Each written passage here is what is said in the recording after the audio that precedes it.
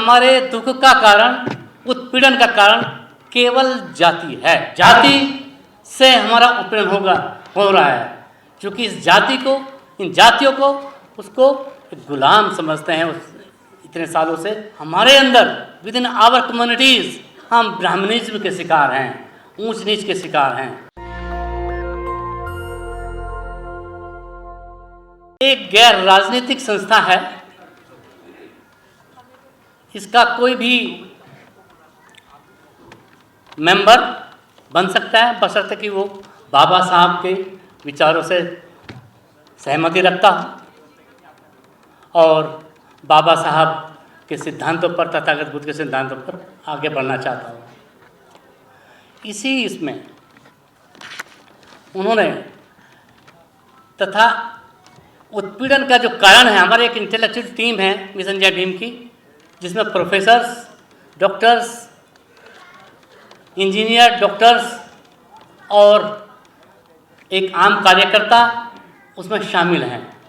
एक in house meeting हुई, उसमें तय विषय रखा गया कि उत्पीड़न के हमारे क्या कारण हैं। हम 3500 साल हमको हो गया, लेकिन फिर भी आज हम बहुत ज़्यादा प्रोग्रेसिव नहीं बने।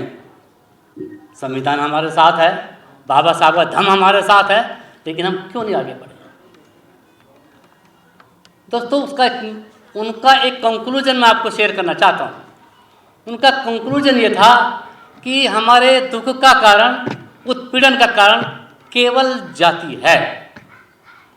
जाति से हमारा उत्पीड़न हो रहा है, क्योंकि इस जाति को, इन जातियों को उसको गुलाम समझते हैं इतने सालों से, उसी आधार पर हमारे साथ बिहेव करते हैं। बाबा साहब ने वो तो दे दिया, बाबा साहब ने संविधान दे दिया, लेकिन हम लोग, हमारे अंदर कुछ कमियों के कारण, चूँकि हमारे अंदर विद इन आवर कम्युनिटीज़ हम ब्राह्मणिज्म के शिकार हैं, ऊंच नीच के शिकार हैं, जिसकी वजह से हमको प्रॉब्लम होती है। तो जिसकी वजह से हम संविधान हमारे साथ होते हुए, बाबा साहब का धम्म साथ होते हुए भी हम आगे नहीं बढ़ पाए। आप इस बात से मेरी सहमत होंगे दोस्तों? आप मेरी इस बात से सहमत होंगे कि जातीय उत्पीड़न का कारण केवल जाति ही है। इस देश में 3 शक्तियां काम कर रही हैं इस समय। इस देश में 3 शक्तियां काम कर रही हैं। एक शक्ति है राजनीतिक शक्ति, जिसे आप भली भांति परिचित हैं।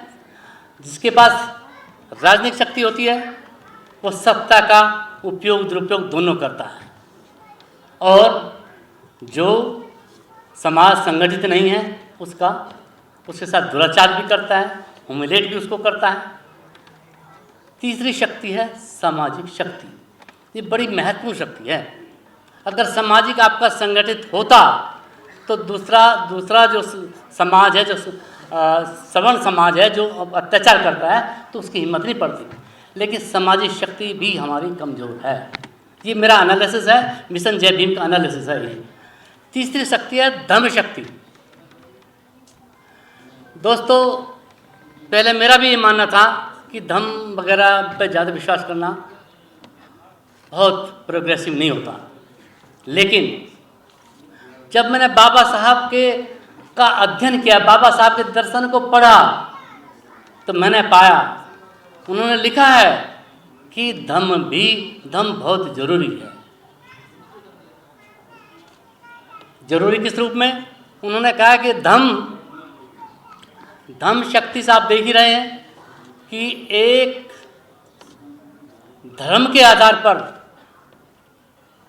एक सत्तासीन हो सकती है एक पार्टी, उसका केवल आधार धर्म ही है।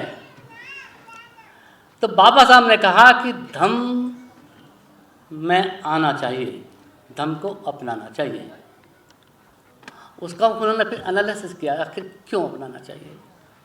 दोस्तों, ये बात है कि एक शक्ति, हमारे व्यक्तिगत विचार अलग अलग हो सकते हैं, हमारी डिफरेंट जातियां हो सकती हैं, लेकिन जिस समय आप धम्म की शरण में जाते हैं, उन्होंने कहा ना धम्मम शरणम गच्छामि, जब उनकी शरण में हम जाते हैं तो हमारे जो व्यक्तिगत राग द्वेष और एक दूसरे के प्रति घृणा, एक दूसरे के प्रति घृणा के अलावा और दूसरी चीज़ें उनसे दूर हो जाते हैं और उस प्लेटफॉर्म पे सब लोग एक होते हैं। तो इससे क्या होता है? इससे एक शक्ति का निर्माण होता है, सामाजिक शक्ति का निर्माण होता है। आप सब लोग साथ में जब आते हैं तो एक धार्मिक शक्ति के साथ एक आप सामाजिक शक्ति का निर्माण करते हैं। उसके बाद आगे बढ़ते हैं हम, फिर राजनीतिक शक्ति की तरफ बढ़ते हैं। ये बात सही है, बगैर धम्म के आपकी सामाजिक शक्ति मजबूत नहीं हो सकती। इसीलिए कहा उन्होंने, इस पर जोर दिया बाबा साहब ने, और उस धम्म को उन्होंने अपने जीवन के अंतिम दिनों में उन्होंने उसको धम्म को ग्रहण किया, बुद्धिज्म को ग्रहण किया। केवल उसका कारण यही है। तो दोस्तों, एक तो यह है कि अगर आप चाहते हैं कि सामाजिक शक्ति को मजबूत करना, तो धम्म की शरण में आपको आना पड़ेगा, सूनर और लेटर। अदरवाइज वो स्थिति जो पूरी पहले की स्थिति है उसमें हमें लौटने में ज़्यादा देर ये लोग नहीं लगाएंगे। मैं दूसरी बात एक कहना चाहता हूँ कि ये जो पीरियड चल रहा है, ये जो पीरियड चल रहा है ये यूथ का पीरियड है। बाबा साहब के नौजवान का पीरियड है, ये पीढ़ी नौजवान की है। तो उसमें हमें वो साथ, तो वो ये अत्याचार बर्दाश्त करने को तैयार नहीं है। वो लड़ सकती है, भिड़ सकती है, बाबा साहब उन्होंने पढ़ा है, परंतु उसके लिए हमें एक सामाजिक शक्ति का निर्माण करना होगा और उनको रास्ता देना होगा। मैं ज़्यादा समय न लेते हुए अपनी बात को ये कहना चाहता हूँ कि हमारे माननीय राजेंद्र पाल गौतम मिशन जय भीम के संरक्षक, अगर उनकी मैं बात ना करूं तो ये अप्रासंगिक होगा।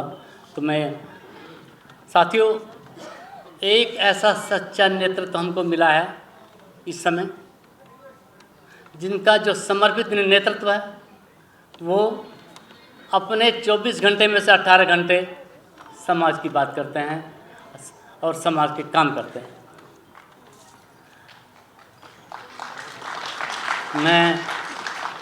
मैं उनकी इस मेहनत को, इसके जज्बे को मैं सलूट करता हूँ।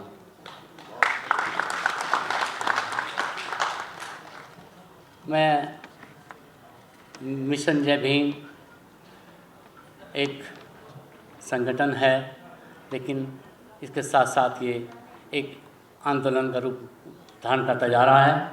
तो मैं आपको आश्वस्त करता हूँ कि मिशन जय भीम माननीय राजेंद्र पाल गौतम जी के नेतृत्व में हम आगे बढ़ रहे हैं। अब मैं आपको आश्वस्त करना चाहता हूँ कि आप हमारा साथ दो, सहयोग दो, तो हम आपको इस पोजीशन में ला देंगे कि वो जाति भी टूटेगी, समाज भी जुड़ेगा और बुद्धम शरणम गच्छामि भी होगा। जय भीम। धन्यवाद। नेशनल दस्तक की आपसे गुजारिश है कि अगर इसको बचाना चाहते हैं तो नेशनल दस्तक को सब्सक्राइब करने के लिए रेड कलर के सब्सक्राइब बटन को दबाएं, फिर बेल आइकन की घंटी दबाएं। नेशनल दस्तक को बचाने के लिए बहुत जरूरी है कि हर खबर को शेयर करें, लाइक करें, कमेंट जरूर करें।